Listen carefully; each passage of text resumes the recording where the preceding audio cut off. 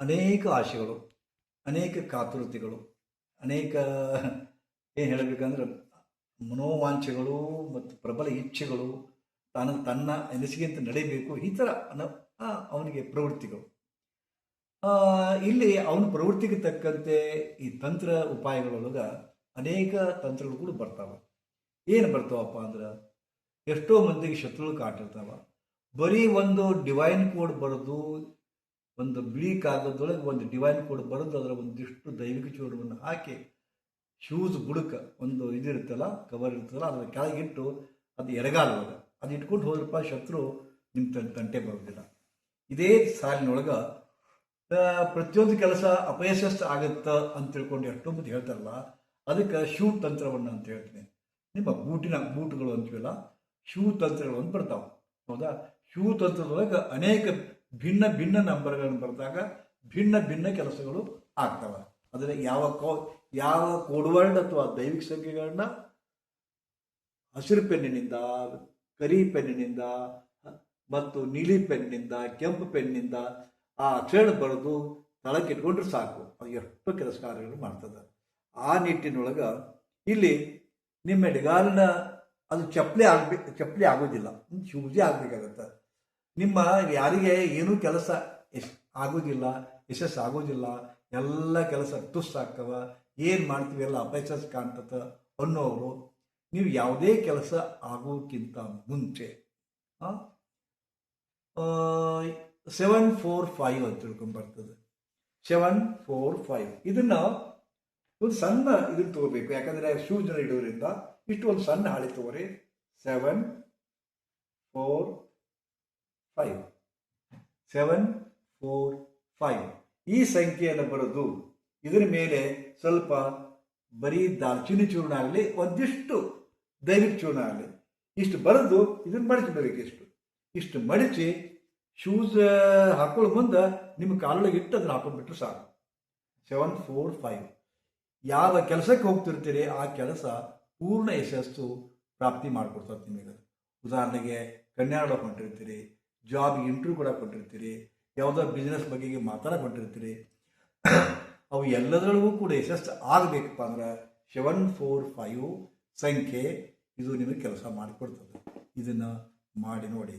ಆದರೆ ನೆನಪಿಡಿ, ಇದು ತಂತ್ರ ದ ಲಾಟ್ರಿ. ಎಷ್ಟೋ ಮಂದಿಗೆ ಆಗ್ತದೆ, ಎಷ್ಟೋ ಮಂದಿಗೆ ಆಗೋದಿಲ್ಲ. ನಾನು ಗ್ಯಾರಂಟಿ ಕೊಡೋದಿಲ್ಲ. ಬಟ್ ಎಷ್ಟೋ ಮಂದಿಗೆ ಆಗ್ಯದ, ಅದು ಎಲ್ಲರಿಗೂ ಆಗಿಲ್ಲ ಅಷ್ಟೇ.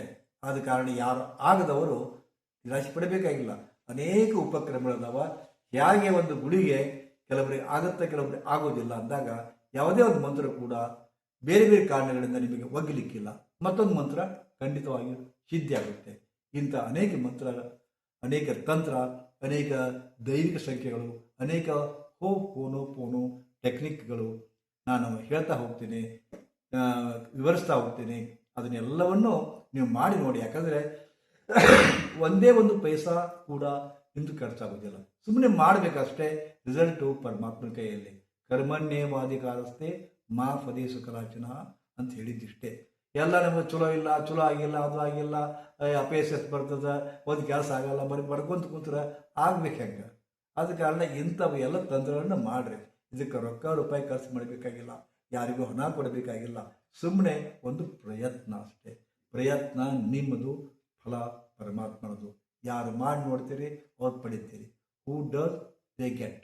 ಓಕೆ, 745 ನಂಬರ್ ಶೂಸ್ನ ಕೆಳಗಿಟ್ಕೊಂಡು ಅಡ್ಡಾಡಿದಾಗ ನಿಮಗೆ ಅನೇಕ ಕೆಲಸ ಕಾರ್ಯಗಳು ಯಶಸ್ವಿ ಆಗ್ತವೆ. ಇನ್ನು ಇದಕ್ಕೆ ಪಕ್ಕ ಮಾಡ್ಕೊಂಡಾಕ ಹೋಗ್ಬೇಕಂದ್ರೆ ಇದ್ರ ಕೂಡ ಮತ್ತೊಂದನ್ನು ಸೇರಿಸ್ತೀನಿ ನಾನು. ಒಂದು ನವಿಲುಗರಿ ಇರ್ತದೆ.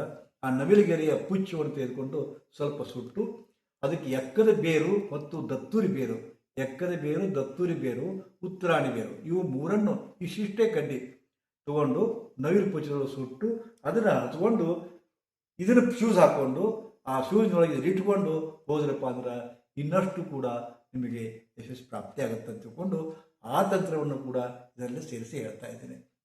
ಮತ್ತೆ ನೆನಪಿಡಿ, 745 ಶೂಸ್ನಲ್ಲಿ ಇಟ್ಕೊಂಡು ಹೋಗಲಿಕ್ಕೆ, ಇನ್ನು ಹಣೆಗೆ ತಿಲಕವನ್ನು ಇಟ್ಕೊಂಡು ಹೋಗಲಿಕ್ಕೆ ಉತ್ತರಾಣಿ, ಎಕ್ಕದ ಬೇರು ಮತ್ತು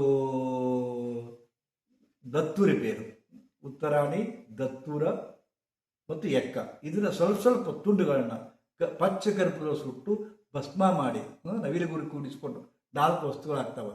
ನವಿಲುಗುರಿ ಕೂಡಿಸ್ಕೊಂಡು ಅದನ್ನು ಪುಡಿ ಇದು ಭಸ್ಮ ಮಾಡಿ ಅದನ್ನು ಸೋಯಿಸ್ಕೊಂಡು ಅದನ್ನು ಹಚ್ಕೊಂಡು ಹೋದ್ರಪ್ಪ ಅಂದ್ರೆ, ಈಗ ನಾನು 100ಕ್ಕೆ ಇಲ್ಲೇ 40% 50% ಹೇಳಿದ್ರೆ ಇದನ್ನ ಹಚ್ಕೊಂಡು ಹೋದ್ರಪ್ಪ ಅಂತಂದ್ರೆ, ಭಸ್ಮ ಹಚ್ಕೊಂಡು ಹೋದ್ರಪ್ಪ ಅಂದ್ರೆ, ತಿಲಕ ಹಚ್ಕೊಂಡು ಹೋದ್ರಪ್ಪ ಅಂದ್ರೆ 100ಕ್ಕೆ 80ರಷ್ಟು ನಿಮಗೆ ಆ ಕೆಲಸ ಯಶಸ್ವಿ ಆಗ್ತದೆ ಅನ್ನೋ ಮಾತನ್ನು ಹೇಳಿ ಸುಖೀ ಭವ ಶ್ರೇಯೋ ಭವ.